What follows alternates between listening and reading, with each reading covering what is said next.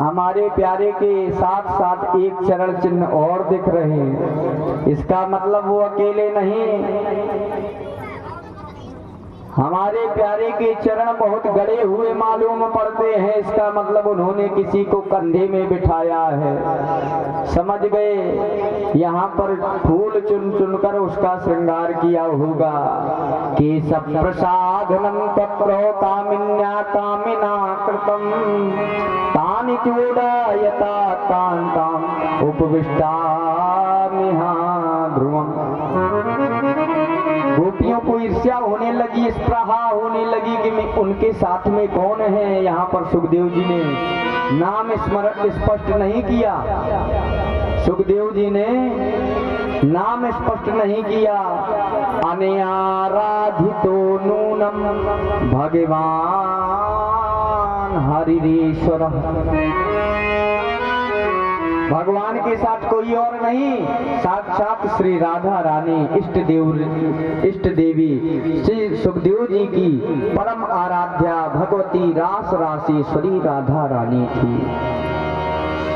सुखदेव जी इतने रसिक संत थे, उन्होंने अपनी वाणी से कभी राधा जी का नाम नहीं लिया।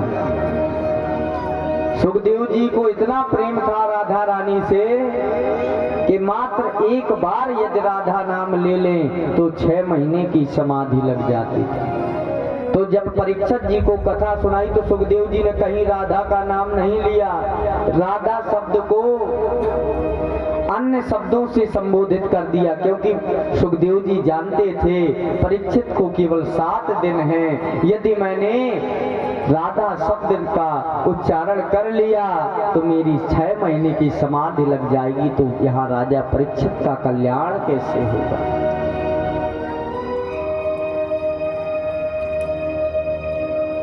अरे एक बार भगवान राधा रानी की चर्चा इतनी सुंदर है कि एक बार हमारे धर्म शास्त्र सम्राट करपात्री जी महाराज हमारे भारतवर्ष में हुए, वृंदावन में गोपी गीत की कथा सुनने के लिए पधारे।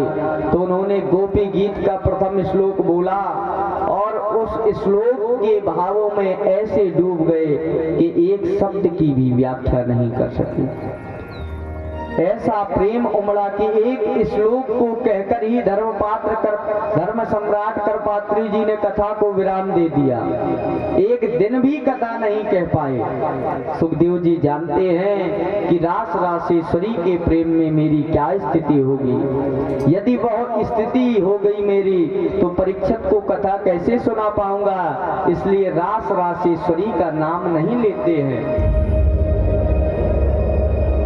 राधा ना कहकर के सुखदेव जी अन्य शब्दों के द्वारा जहाँ गोपी साथ में आई वो ऐसे शब्दों का प्रयोग करते हैं। चलते चलते बोली, प्यारे मैं अब चलते चलते बहुत थक गई, आगे चला नहीं जाता।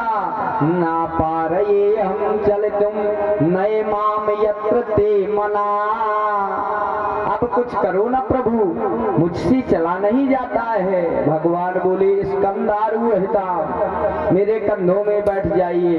किशोरी जी कंधे में बैठने के लिए कदम बढ़ाया, भगवान वहां से भी अंतर ध्यान हो गए। सुखदेव जी यहाँ कहते हैं, सावधूर रन्वत तप्यत, एक वधू भी एकदम संतप्त होकर विरह में मूर्छित होकर के।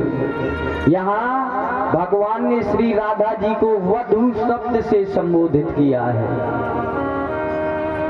अन्य शब्दों में वर्णन करते हैं, लेकिन श्री सुखदेव जी महाराज ने कभी अपनी वाणी से श्री राधा जी का नाम नहीं लिया। क्यों? क्योंकि जो वस्तु जितनी कीमती होती है उसको उतना ही ज्यादा संभाल के रखा जाता है। ये हमारी तिजोरी है, इसमें ऐसी चाबी फिट होती है, चाबी यहाँ रखते हैं, इतना इसमें माल है, ये कोई बताएगा क्या? ये कोई नहीं बताने वाला। उसी प्रकार भगवत तत्व श्री राधा रानी सुखदेव जी का परम खजाना है, और उस तिजोरी में को इतना छिपा कर रखा है कि कभी उस खजाने का नाम भी नहीं सुखदेव जी ने लिया। बहुत रसिक हैं, वो उस तिजोरी को खोल कर केवल रत्न को देख सकते हैं, अन्यथा ये रत्न आंखों के सामने आने वाला नहीं है। हर किसी को ऐसा रत्न दिखाया नहीं जाता। अपनी भक्ति का, अपने अनुभव का वर्णन किसी से नहीं किया जाता। आप कितने बड़े भक्त हैं ये किसी को ना बताएं। यदि आपने अपने भक्ति के भाव प्रकट कर दिए तो आपकी भक्ति में कमी आकर आपके अंदर अभिमान हो जाएगा। कारण क्योंकि सामने वाला प्रशंसा करेगा तो आपके अंदर स्वभावता अभिमान जागृत हो जाएगा। गोपियों ने सुंदर गोपी गीत के माध्यम से कन्हैया को बुलाया, कन्हैया उनके बीच में प्रकट हो गए।